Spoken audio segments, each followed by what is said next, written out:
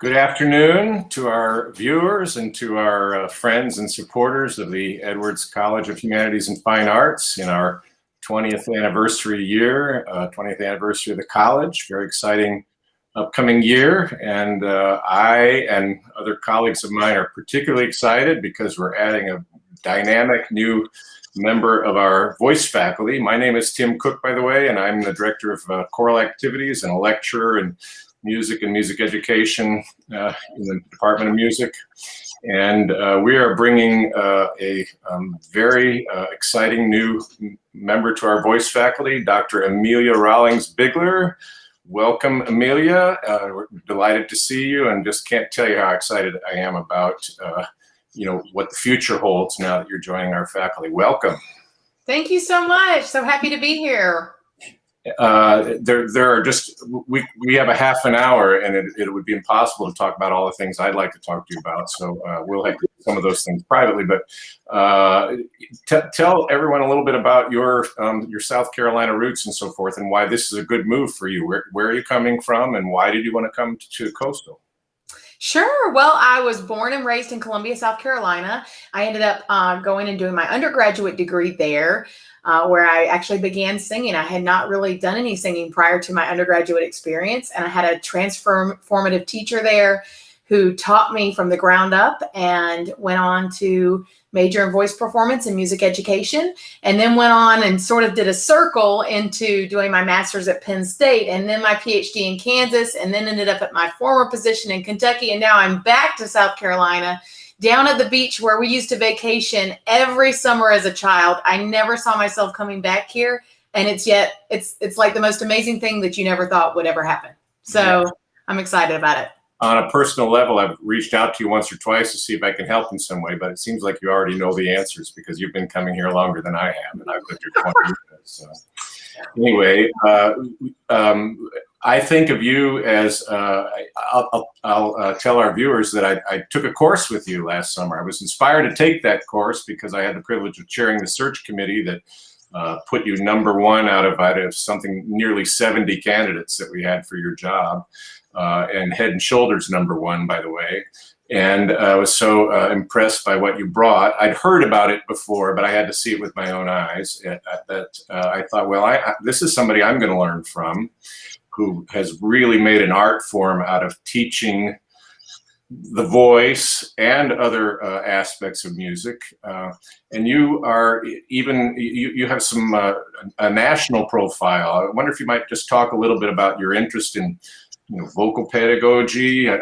We could go on for half an hour just on that, but why don't you tell us what you'd like to say about that? Sure. Well, I'm sort of obsessed with singing and obsessed with voice pedagogy and teaching.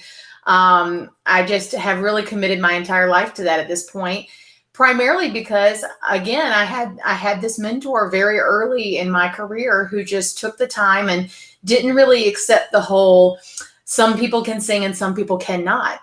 She taught me from the ground up. She taught me just the same way she would teach a performance major, even though I was a music education piano major at that point. And so I started becoming really interested in the teaching of singing and in performance.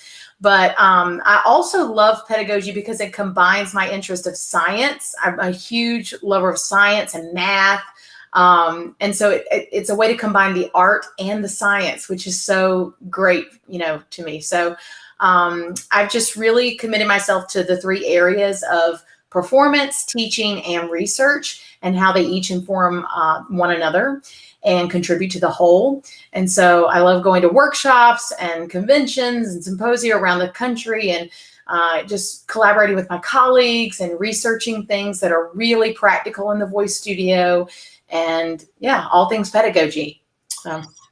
And when it comes to research, I think you don't stop at the voice. I mean, I know you have an interest in business. You have an interest in online teaching. In this past year, when we all had to completely change the way we taught because of the pandemic, you were prepared. And last summer, when I was just sort of getting to know, Zoom, for 2 or 3 months and really struggling with it, after a half semester of the pandemic, I was so impressed with how efficient your class was. So I took your class once a week for 2 hours. You kindly gave us a 90-second break in the middle. because there was so much information, and from the beginning to the end. I've told people this, and I'm not just blowing smoke, but I think that was the best class I've ever taken in my life. I mean, I learned so much from it. I am not a science lover, but you made it so clear why some understanding of the science of the voice can completely change your perspective about how the voice should be taught, how to use it in singing and so forth. And I know I'm just scratching the surface. I want to keep working with you on those things. Yeah. Tell us a little bit about your academic background and the areas that you've studied and that brought you to where you are now. Sure. Well, as I said, I started out in piano and music education and ended up doing 2 majors, one in music education and then added a voice performance and 2 instruments. But I really loved the information that I learned through music education, because so often I feel like as voice teachers, you're not given those just general education skills and information that you need to really implement into a voice studio to help a student actually understand the basic components of what you're trying to get them to do. So I really love those concepts. And then shortly after my undergraduate degree, I kept working in performance some, and of course, working on my singing. But I met up with a New York teacher, Jean-Renald Lafond, who started my interest in the science. And I remember I actually have it in my studio. It will be in my new studio. The drawings he did for me at a little Starbucks on the Upper West Side of all of the anatomy. He hand drew it at this Starbucks and showed me exactly, and I just was fascinated by that. And so all of these concepts that I was learning in the voice studio, he was making them real in just seeing how the instrument actually works. We were working on closure, and he was saying, okay, these are the muscles that close the vocal folds. And I thought, oh, wow, like I knew that worked, but I didn't know why or how. What does closure? What does closing the vocal folds have to do with singing? Oh, everything, right? I mean, it's an interactive instrument, so you can't sort of isolate. But it'd be like if you were a brass player and had no embouchure, or it was too tight. You're not going to get a great sound. And sometimes with the voice, it can be kind of a mystery because it's inside of us. We can't really see it without some equipment, and so we have to kind of learn how it works, and it works just like any other instrument. So once you take that mystery out of it, you really start to learn, oh yeah, anyone can sing. Like you can do this. You can teach this to anyone. And that is just incredible. And I've just seen those concepts transform lives. I love teaching the singers who have been told they could never do this and will never have a career, or who have had some damage or pathology there and have come to me, thinking this is the end of the road, and have gone on to have performance careers still. So it's just amazing to be able to change lives in that way. And the voice is so personal to us. And so it's just really, really fantastic. There's a lot of emotion attached to singing, because it feels like if there's something wrong with my voice, there's something wrong with me. I don't experience that so much, but I know a lot of singers are very insecure about what their voice says about them as human beings. Do you agree with me about that? Absolutely. I think that's one of the things, two points on that. It's one of the things that professional singers really have to work to disentangle in some ways, because you have to get used to hearing that feedback about your instrument and not taking it personally. But on the flip side of that, I mean, I'm sure you've heard stories like this as well, Tim, about students who have come in and someone has told them that their voice is just ugly, or, oh, it's nasal, or, just these general comments, even about the speaking voice. And it just really mentally has an effect on that student. So you have so much to disentangle there. Whereas if you're working with a piano and it's out of tune, it's the piano's fault, right. or the piano tuner's fault. Right. So. In our curriculum, we have a couple of courses that I consider you to be a specialist in. And one, of course, is vocal pedagogy that we've already been talking about. Another one is class voice. And class voice is an interesting there are a lot of classes like this, say music appreciation, for example, where music appreciation, we have students from outside of the music area come in and study music, and they might not be too motivated to learn about it. And so to teach it well, you really have to have a passion for it. And so I've tried it before. I find it a really hard class to teach. I don't currently teach it. I'm glad there are others that have a passion for it. We teach it very well at Coastal. I don't do it, but others do it really well. And I've taught class voice before too. And I did enjoy class voice, I have to say that. But class voice is generally people who want to use the voice, but they don't expect to go on and become professional singers. They might be a tuba major, or, you know, but they need some experience because they might end up working with singers and they need to know something about it. But it's a hard class to teach because those are people overall, you know, who don't really consider themselves singers. They might not be too motivated. They might be really insecure about their singing. But from what I understand, this is a class that you love to teach. Why?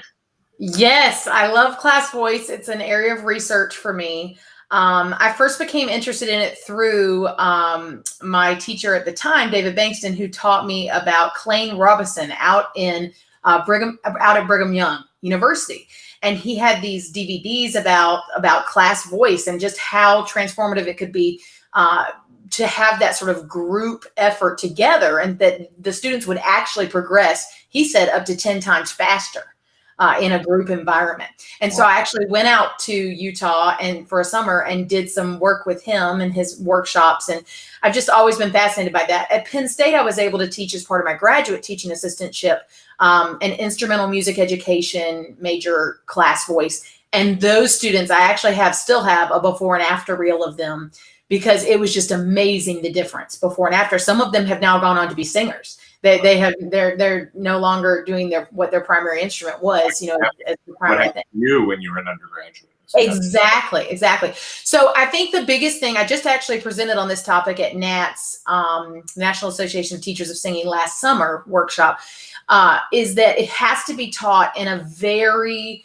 specific way. I think oftentimes class voice becomes master class format, and that's not that effective. I mean, there's a place for it, but it's not that effective because you've just got one student doing and the rest watching. That can be helpful, but what you need is everyone singing is all the time, because your goal is to get the most repetitions of the technique that you're looking for as possible. Now, we see this with our dance colleagues all the time. That's what they do. They may teach a private dance lesson, but most of it is in classes. The hard thing is they don't have to necessarily make noise. So you can see everyone, but it's hard to hear one person when the whole class is singing. So I have very specific methodology for placement of singers, for how you have singers repeat phrases. I have specific cuts that you use so that singers, maybe singer one sings the first phrase, then singer two sings the second phrase, then singer three sings. And so you go through this process so that everyone is constantly singing and engaged. And I'm currently working on a textbook for musical theater group voice teaching, which as of yet does not really exist, that teaches very specific musical theater concepts. So I really love it. And also just to see students, they're all terrified at first because their colleagues are there, but then you lose that. You have to. Right. You have to. And so they get over that and they just learn, oh, I can sing, and, you know, I can, okay, we all laugh for a second, we move on. Okay. Mm-hmm. So it just becomes a really group cohesive effort, and they get the feedback from their peers immediately. Mm-hmm. And their peers say, oh my gosh, like that is an amazing difference. It's not just me saying that. Uh-huh. So it's just really an awesome way to work. And I love doing class voice workshops around the country as well, in all styles. So, yeah. Yeah, awesome.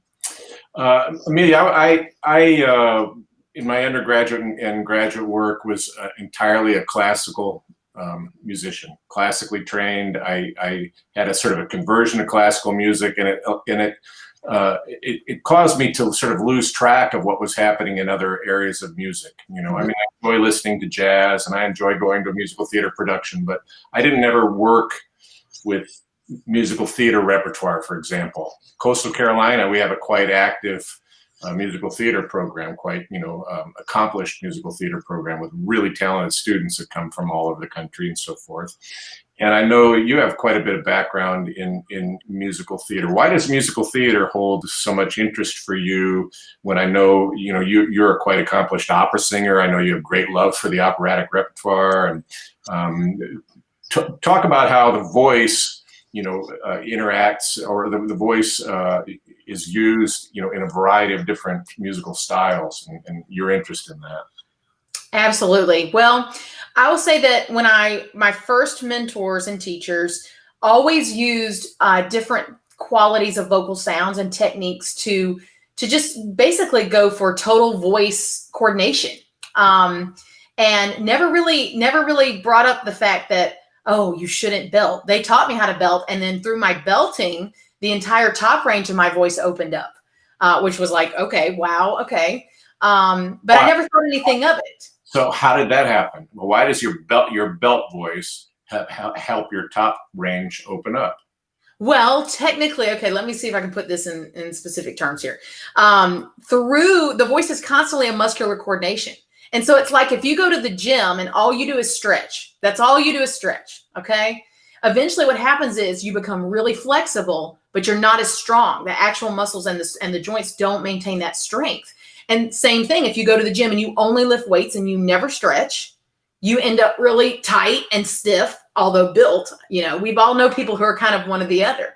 The optimal way is really to strengthen and flexibility throughout the instrument. And so that's really what belting does. I equate it to that's kind of the weightlifting of the voice. It really helps just develop the muscles, make them thicker, make your ability to coordinate the lower pitches better, which then gives you the ability to stretch farther. So it's always this constant coordination between the two. And so I never really thought anything about it. And then I started doing auditions for graduate schools, and I went to some very famous schools, and the faculty would say, "Oh, you would never belt, never." And I said, Why? I have my 5 arias, and then I have these 2 belt songs that I would like to do." "Oh no, you should never."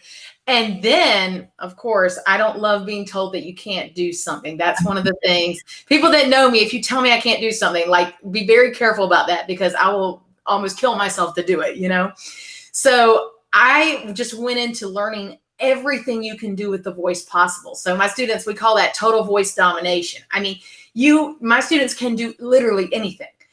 They could sing a Hank Williams yodeling totally, and then go sing an opera aria, and then turn around and sing, a high belt contemporary musical theater piece, and then go sing some jazz.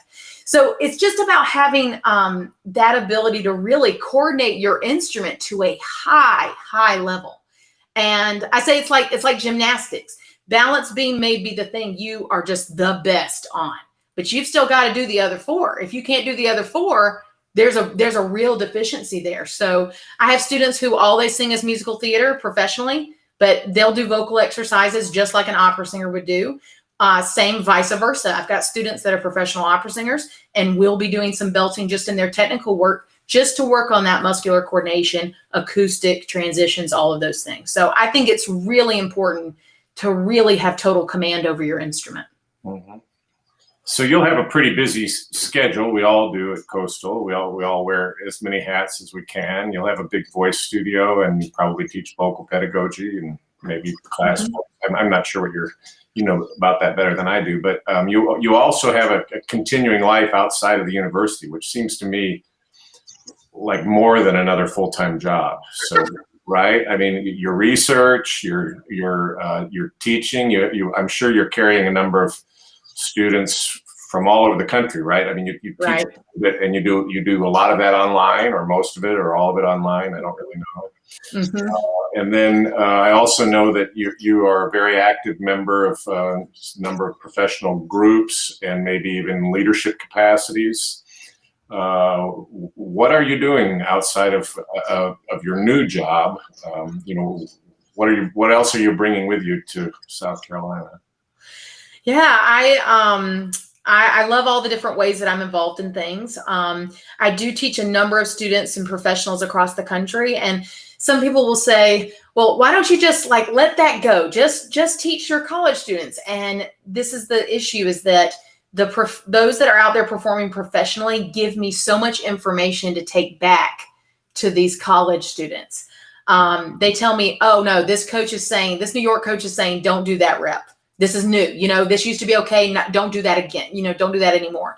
I'm learning sort of what is working professionally, what's not working professionally. And so not only do I get to work with these incredible performing artists who want to learn and continue singing and, be reliable in their positions and jobs, but I'm getting to bring that information back to these college students. So I find it really important to do both. And I also love just working with a variety of singers across the country who might not be able to access a great voice teacher where they are.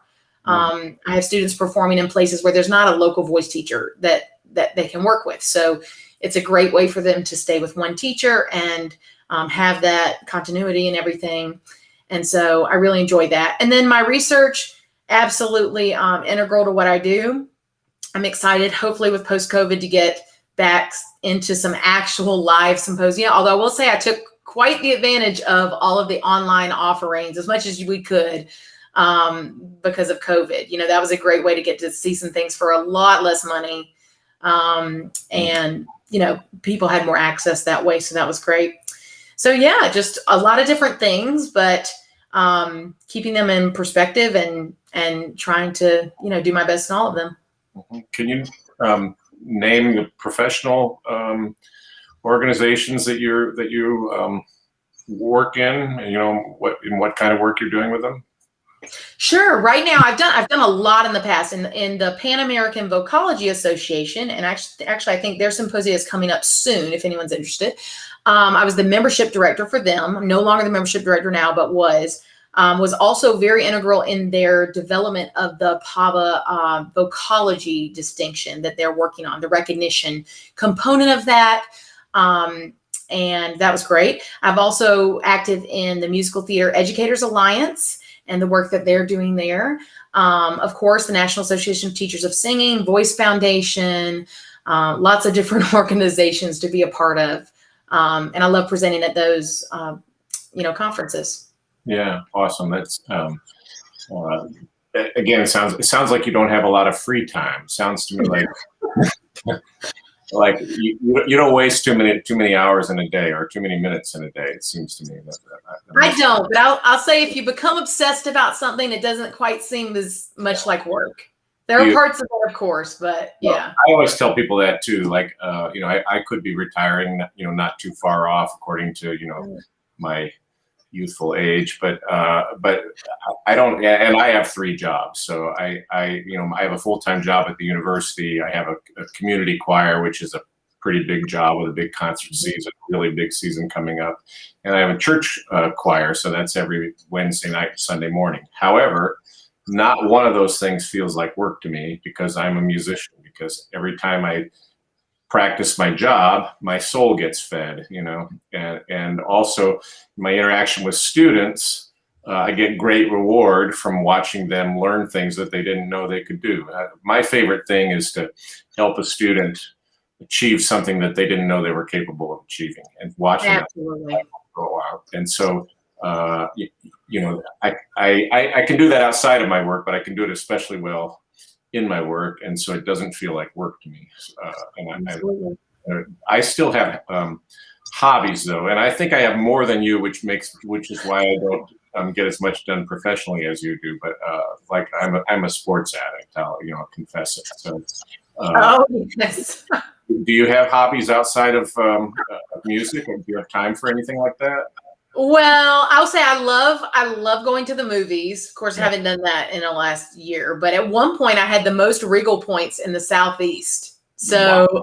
I had like 200 and something thousand Regal points, and you get what, 7 a movie or something.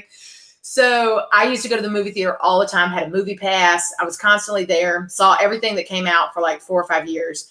I also love reading. So I love reading neuroscience, professional development. I'm a huge professional development person. I have like every single book on my bookshelf in there. And I love listening to podcasts. Yeah. Love the podcasts. And yeah. Do you have dreams about how your particular skill set and experience are going to help Coastal Carolina's Department of Music to its next level and what its next level might be. What can we aspire to if you can, influence your colleagues, and, what can your leadership bring that will help us, think bigger about ourselves? Yeah, I think Coastal is so unique in so many ways, particularly the different genres that are represented within the school and within the Department of Music. And not only that, but also that the faculty right now, each one is very unique in what they bring. I feel like it's like they overlap just enough, the faculty experiences, and yet each one has very specific offerings that are just amazing. So I look forward to a lot of collaboration between different, my faculty colleagues, and also really looking toward doing some research with undergraduates. That's a real passion of mine as well. I've had many undergraduates go on to present at national conferences, go on to pursue master's degrees in speech language pathology that they had no idea they were even interested in, but they did. And as undergraduates, really kind of starting that little seed of, okay, here's a research study. What are you interested in? What questions can we ask? Yeah, so I'm interested in that, and then just developing it. I think Coastal can be a great hub, just in its geography, for pedagogy, and pedagogy of all styles and genres. I think that's the really, really unique thing that I think Coastal can bring. That's great. We of course have certain built-in advantages, being in this desirable community. So sometimes I think the students think that the college is on the beach. So that aspect of it makes it slightly easier to recruit than someplace like Kansas, for example. But right, we have that little advantage. But I agree with you that I'm so excited about this new voice faculty. Now, we had 2 retirements, both of whom were mentors of yours. Yes. And they were spectacular teachers. I speak of David Bankston and Ann Benson, who really built our program to where it is now. They mentored Dr. Jeffrey Jones, who's now our chair, our department chair, and our voice chair. And he's become an extraordinary teacher. I really have great admiration for him as a person and as a teacher. Last year, we added a new faculty member named Ferial Kadura, and she has a really interesting background. She has Palestinian roots, and she has an interest in the Arabic language, and she's helping to develop a repertoire of classical, sort of Western classical music in the Arabic language, which is a fascinating thing. She also has a parent who's Indian, and she's studied a lot about Indian raga, and so she brings up things that no one else has much experience, if at all, with. We're adding a new part-time teacher this year named Jason Collins. I knew him as an undergraduate. When he was an undergraduate, I was a doctoral student at the Eastman School of Music for 1 year. He started in Columbia. You probably knew something about him from Columbia. And then he went on to a quite substantial career in singing, including, he sang the lead in the Britain opera Peter Grimes at La Scala, in his career. And then he had a little accident, a big accident, where a curtain was dropped on his back. And so that led to his changing careers, and he became a very high-level gymnastics coach. To go into the Summer Olympics, I'm thinking, Simone Biles. He was one of her coaches, and so he's had this incredible life and career. And here he is now. He's landed in Myrtle Beach and is going to be teaching our students, and that's going to be a resource that we've never had before. It's a big Helden tenor, big Wagnerian tenor voice, and so he'll have a perspective that no one else has. I haven't mentioned Shannon Dooley, who's been with us a few years, who could easily be singing all around the world. She chose, to have a family and to do more teaching than singing. Although when she sings, she's been the best soprano in the region for several years now. Yeah. It's a very, very exciting time, and then to add somebody of your ilk and experience and expertise, I can't imagine a student wanting to go anywhere else, frankly. I hope we'll be able to capitalize and really get our recruiting rolling. Absolutely. Yeah. I'm a choral guy, as you know, and I know you have some interest in that too. So how are you going to help me this year? Well, I like to think of the choral classroom, Tim, as just Class voice, Yeah, right? it is. So I'm going to try not to schedule any lessons during class voice so I can come watch what you do and try to transfer Yeah. some over to the choral. Yeah, I love the choral. I love the choral repertoire. I also think that choral teachers are just really special in that they will see more students than any one-to-one teacher will ever see. Right. And they will make it that big of an impact in that many lives. And so oftentimes those music education majors in a large university are given TAs or students who haven't really done any teaching. And yet those are the students who need the teaching the most. Right. So yeah, I'm really excited to get involved with you on that, Tim. Yeah, good. Well, I've got a whole list of other topics we haven't talked about yet, but we're coming to the close of our 30-minute period, and generally we just want to whet people's appetite for what's happening in vocal music, and we're adding, in my opinion, one of the most outstanding teachers in America. I can't believe our good fortune, and I'm super excited about this year and the future, and want to welcome you again on behalf of our department, our college and university and our community. Welcome to Myrtle Beach, welcome to Conway, welcome to Coastal Carolina University. Great to talk to you. Thank you so much. All right, hope you have a great day. I look forward to seeing you soon. You too. Thank you.